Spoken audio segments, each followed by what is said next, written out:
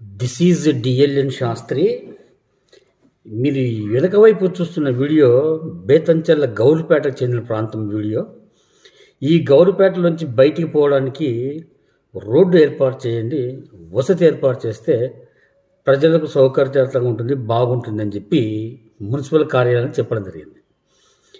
So ఇక్కడ problem ఏమవుతుందంటే ఊర్లో జరిగే ఉత్సవాలు, తిరునాళ్ళు, సాంప్రదాయ రిలీజ్ జరిగే ఉత్సవాలని చెప్పి ఈ ప్రాంతం నుంచే పోతాయి. అత్యవసరమైన పరిస్థితులు బయటికి రావాలంటే ప్రజలకు ఇబ్బంది అవుతుందని చెప్పి చెప్పడం జరిగింది. ఈ క్రమంలో అధికారులు అడిగిందంటే నీ వ్యక్తిగత పర్సనల్ నీకున్న బెనిఫిట్ ఏమి అని చెప్పి అడగడం జరిగింది. ఈ వీడియోకు బహిరంగంగా చెప్పేది ఏమంటే ఇక్కడ ఎవరు వ్యక్తిగత లబ్ధి కోసము ఏదో ఇంత ఆదాయం వస్తుందని చెప్పి ఎవరు తిరగడం లేదు. మీ కార్యాలయం చుట్టూ తిరగబట్టి 3 నెలలు అయింది, చెప్తా ఉన్నాము.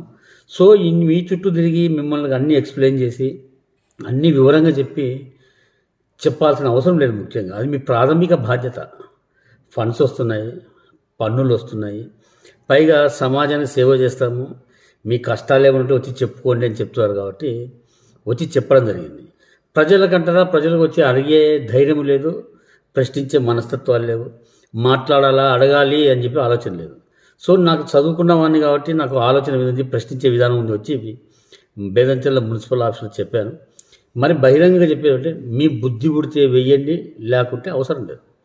ఎందుకంటే నీ యొక్క వ్యక్తిగత బెనిఫిట్ ఏమి, నీకు లబ్ధి ఏమి అన్నప్పుడు అంటే నీకు ఏమైనా ఆదాయం వస్తుందా, డబ్బులు ఆశిస్తున్నావా ఓనర్ల దగ్గర నుంచి అనే ఆలోచన మీకు ఉన్నప్పుడు మీరు లంచాలు తిని డబ్బులు ఏంది ఏ పని చేయనటువంటి అలవాట్లు మీకున్నాయి కాబట్టి నీకున్న వ్యక్తిగత బెనిఫిట్ ఏమని మాట్లాడే పరిస్థితికి మీరు వచ్చారంటే అది ఒక మీ కుసంస్కారం. అంటే మీకు మేనర్స్ ఉంది, సంస్కారం లేదనే విషయం అక్కడే అర్థమవుతుంది.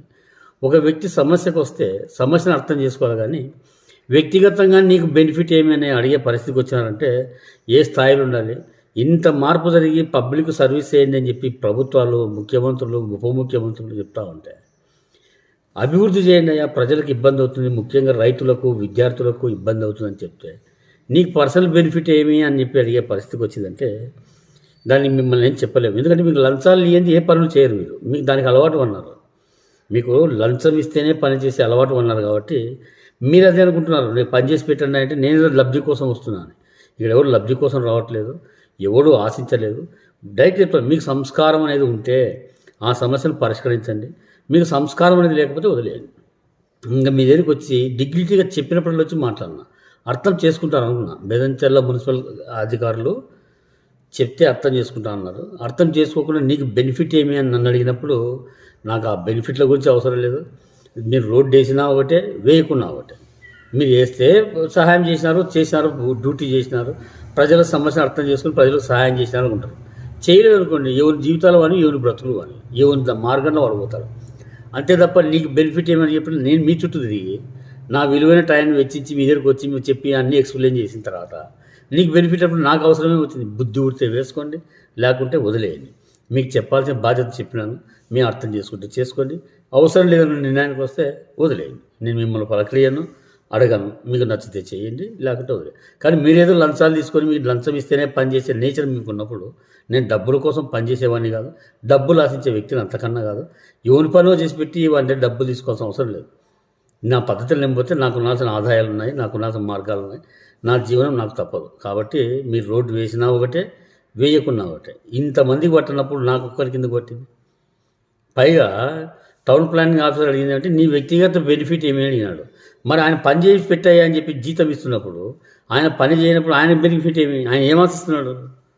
కొత్తగా వచ్చి వారం కూడా కాలేదు, 10 రోజులు కాలేదు, రమ్మంటే ఎదురు పోయి కలిస్తే ఆ మాట చెప్పాడు. కాబట్టి ఇష్టమైతే రోడ్లు డెవలప్ చేయండి, లేకుంటే వదిలేయండి. నాకు అవసరం లేదు, నా వ్యక్తిగత ఆదాయం నాకు దాని మీద నాకు వచ్చి ఆశించేది కూడా ఏం లేదు.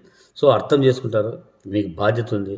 ప్రభుత్వ అధికారులు డెవలప్మెంట్ చేయండి, ట్యాక్స్ వస్తుంది, అభివృద్ధి అవుతుంది, డబ్బులు వస్తాయి గ్రామ పంచాయతీకి, మున్సిపల్ కార్యాలయానికి. అర్థం చేసుకుంటారంటే అర్థం చేసుకుని ఇష్టమైతే వేయండి, లేకుంటే వదిలేయండి. సో అర్థం చేసుకుంటారు అనుకుంటున్నాను.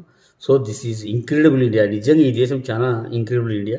ఎందుకంటే ఎవరు చూసినా నాకు లబ్ధేమి, నాకు బెనిఫిట్ ఏమి అనే ఉద్దేశంతో తప్ప సమస్యను అర్థం చేసుకునేవాడు లేరు. So this is incredible India, DLN Sastry.